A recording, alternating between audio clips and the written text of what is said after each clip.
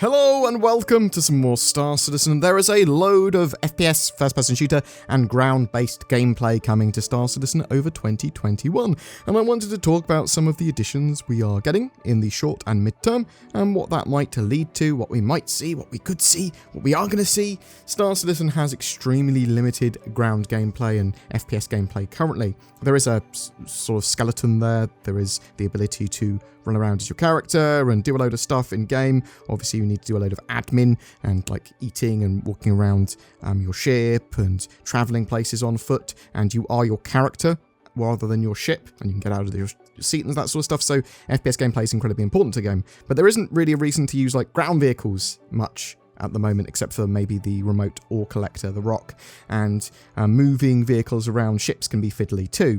Eventually Star Citizen wants to have player bases and ground-based missions and environments or defences that make ships unviable to be near the ground, but it's not really there yet. There's very limited ground gameplay, and the AI haven't really kept up yet. And yes, there are going to be AI updates and NPC updates for sure, but today we're going to be talking about what we're going to be getting in the next few patches potentially and what that might lead to. So spawn lockers are a feature plan to come with the next major patch, 3.13. They are areas in stations or structures and potentially in large ships where NPCs can spawn and despawn without the player seeing them spawn and despawn there. So they go, ooh, it's like the game is real. This gives the game a bit more immersion, as you can't see behind the wizard's curtain. This allows for a lot of things like having reinforcements turn up as part of missions or assaults, and security forces being able to be spawned at stations or landing zones and go deal with the problem players or NPCs, and it's expected that armistice zones will be removed for FPS combat in the very near future, and that means that laws and security and defense forces will be able to punish those that pull out or fire their guns in public. So don't expect pandemonium, but do expect a little bit more going on, especially when they first lift those sort of restrictions. People going, ooh, I didn't know I could do this.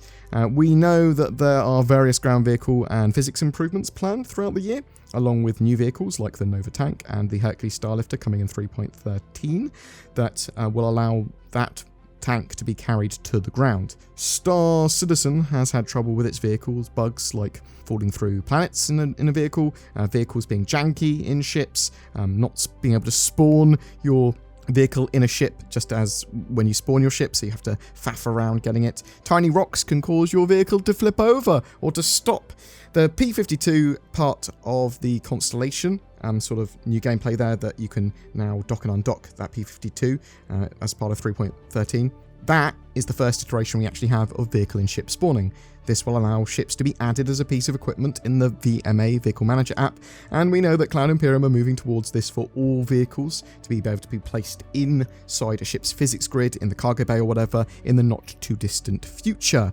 This is compounded with dynamic door alignment, so doors and elevators across all ships will dynamically adjust with a terrain below them within a specific range, so you're able to get out of your ship in a vehicle, get back into your ship with a vehicle, and that sort of jazz as well. It just makes the game a lot better quality of life wise.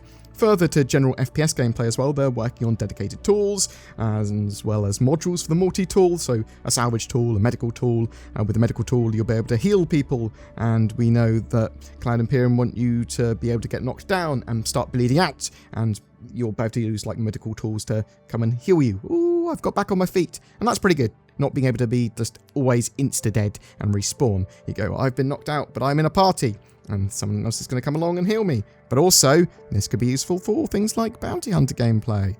We know that there are player status system updates too, so this is the system that tracks your temperature and food and water intake, all that sort of jazz. They are adding various other pieces to that and maladies, so potentially hygiene in the near future, and new persistent effects and injuries, some of which will require a medical tool or clinic to fix or treat. Cloud Imperium have talked about opening hospitals and clinics at landing zones for a while as well now. These would have places where you get treated and buy medical gear and respawn if you die rather than in your hab for the most part, so a little bit of extra gameplay there. Probably some medical gameplay missions as well would come out of there, search and rescue stuff maybe. Maybe even things like organ transplant or organ transport thought, I suppose is what I should say there. The gameplay area is also being increased, and they're adding more variety to it, with Cloud Imperium working on expanded cave entrances that will allow for ships and ground vehicles to enter and navigate certain new types of cave. So I expect some interesting things there, maybe pirate bases, stuff like that, or just, yeah, cool little features there. There are new engineering and space station sub-areas that Cloud Imperium have been working on. So they say that these are going to be for missions that maybe require repairing something inside them or sneaking in to steal info. So yeah, we saw a research facility in the 2019 CitizenCon gameplay demo by New Babbage, and the player there was able to sneak in and disguise themselves in the facility, steal some data from a server, and then escape. So that's cool ground gameplay. We know that they're working towards some of that. Homesteads are something that's getting talked about a lot as well, and Cloud Imperium have been prototyping. They're working on the new colonial points of interest and NPC outposts and little towns here, as well as procedural rivers and potentially roads. Although this isn't player bases yet, it does move towards player bases as Cloud Imperium build out their asset library, work out what's needed for player basing, and these are important because these are NPCs. They're able to live on the ground for extended periods of time. These points of interest will be mission and social hubs, or places to buy and sell items and grab food. I hope we see combat missions associated with their defense too. That's quite a possibility. There's still quite a bit more actually. So there's a load of other stuff going on this year. Staggers are being added to the force reactions, so that might see you temporarily lose control of some of your movement rather than being knocked over when your ship gets knocked around, or you get an explosive go off near you, but not close enough to actually knock you over. We are getting mounted guns, so expect to see players using these to defend areas, as well as maybe we're going to be able to assault NPC bases and like snipe the turret gunners out, stuff like that. There's object push and pull, which is going to have us be able to move around trolleys or larger boxes and items. There's FPS scanning coming in, which is pretty important, allowing you to scan and detect things while on the ground. Physical inventory is a massive change to the game as well. It's coming in 2 stages for 2021, though there is a lot more beyond that. Some of the first stage is planned for Q2, and we're going to be able to physically store weapons, gadgets, consumables, healing items, and more on our person, in vehicles and in backpacks, pockets, and containers. We're going to only be able to carry what we've got on us. We're not going to have magic bags of holding. We're not going to be able to have several changes of armor on us or anything like that. We'll have to have that stored elsewhere. It's also suspected that some of the iCache and sort of persistent streaming tech will come online around the same time, at least some of the optimizations there.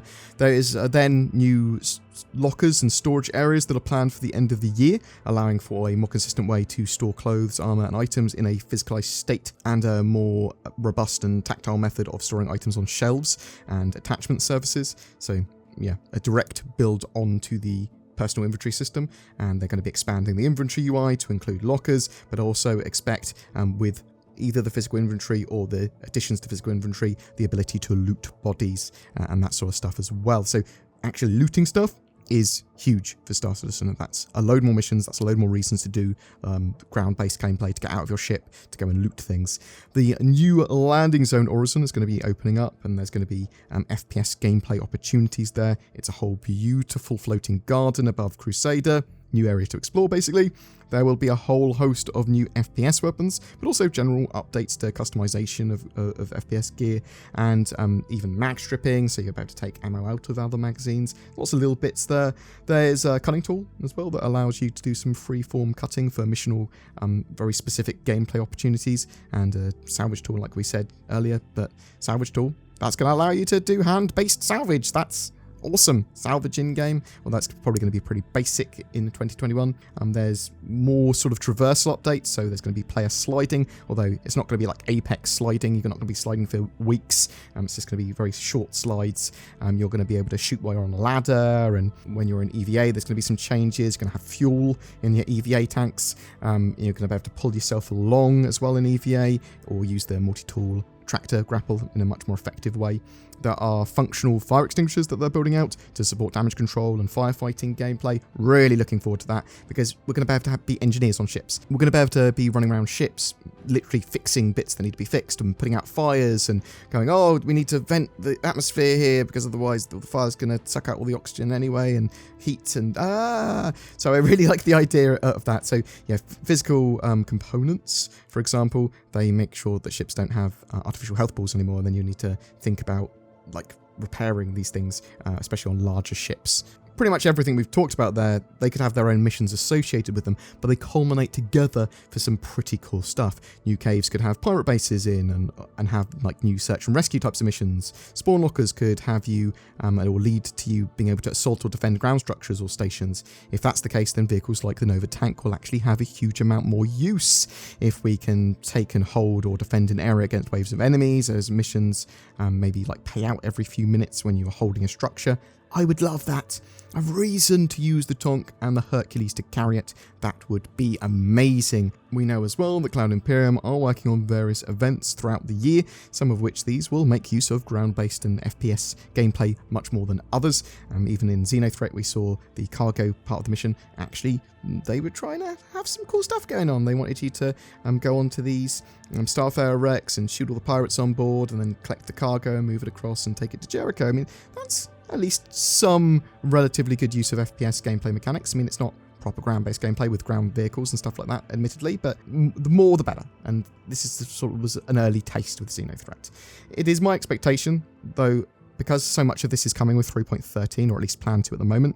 We've got the planetary and station improvements, cave updates, spawn closets, mounted guns, force reaction updates, ship to station docking, object push and pull, the Tonk and Hercules, that all of this might see the ground-based gameplay in a much better way in the very near future. We're a while away from having like NPC crew or these really in-depth missions for sure. But Cloud Imperium are trying to push the boat out every patch, and with events pushing these even further and the sort of stuff they can do with their tech, they go, well, actually, let's try and do it in this way, let's try and have these missions, let's try and have this going on. I expect to see 2021 with a huge amount more ground-based gameplay, and for that to be pretty good. We also know that things like Theatres of War, they are helping FPS gameplay sort of come into its own, even though we don't have that in our hands yet. This is the objective-based Battlefield, more arcade-style version of Star Citizen's experience out of the PTU. Though mainly FPS gameplay, it is actually combined arms with vehicles and ships too, and Cloud Imperium are keen to get that back in the hands of testers soon, though I would expect that to be Evocati-only tests until it's more publicly ready for consumption. What do I mean by that? Well, if Cloud Imperium wants to release a module like Theatres of War, really they need to have it relatively polished, because the competition is polished games like Battlefield. There are netcode and performance issues with Star Citizen at the moment, and it's not going to be particularly appropriate for a wider audience, but it is appropriate for testing, and whether that's Evocati testing or early PTU testing. And we do know that Theatres of War is used to help push sort of like the gameplay experience of FPS and ground-based combat, and to have a bit of balance. They sort of work out weapon balance here, and the studios, they actually play it with each other quite regularly now. But I am led to believe the next rounds and new rounds of testing of Theatres of War will start very soon, sort of within the next quarter sort of thing, probably after 3.13 Live has settled down. And that's it for what I wanted to talk about with ground gameplay and what we might be getting throughout the year. But what do you think? Are you excited by the prospect of ground-based missions and using the Tonk to defend and assault locations? Are you looking forward to Theatres of War? Do you think it's a waste of development time? Do you think we might see some expanded FPS missions in 3.13? Or do you think, although we're probably getting a lot more gameplay elements for ground combat and FPS gameplay, we're not actually going to get anything that puts them together and holds them together, so there's still not going to be much of a reason to bring out ground vehicles on the ground yet. Something that isn't mentioned on the roadmap release view yet as well is more updates to bounty hunting. I know that Cloud Imperium are working on more bounty hunting updates. I know that they want to get some more of that in this year. It's one of the reasons they were pushing for Reputation to be part of bounty hunting in the last patch. So I would expect some much more in-depth gameplay for bounty hunting later in this year, but we'll have to wait and see, and we'll talk about it once we know more. Anyway, whatever your thoughts, I'd love to hear from you in the comments below. Every month we have a ship giveaway, and February is no different. This month is for a Mercury Star Runner. It's a multi-role ship, but also a solid data and cargo runner, and flyable now in-game. All you need to do to be in for a chance of winning that is comment on any of my videos made during a month. Details below. I'm also a massive shill for NordVPN. If you are looking for a VPN service, and you should, then NordVPN acts as a fleet of ships protecting your data from prying eyes while also providing privacy like a ship would. Enjoy the interwebs without borders, securely and safely. Use the links below for discount. I can't promise it will make your life better, but I can imply that. Also, there is Game Glass. Do you have a touchscreen device that you want to use as a diegetic controller or interactive panel for Star Citizen and other games? Check out Game Glass. It's free for life for the basic version, and you can buy additional shards or functionality or subscribe for more as well. A special thank you for everyone that goes the extra mile to become a channel member or Patreon, as well as just liking, subscribing, or sharing these videos. If you would like to further support the channel, then please consider using the YouTube join button below my videos and becoming a BoredGamer channel member. You'll get some exclusive content each month, as well as badges that appear in the comments section of videos and emotes that you can use and all that sort of jazz. Thank you so much for checking out my content. You take care, and I hope to see you in the verse.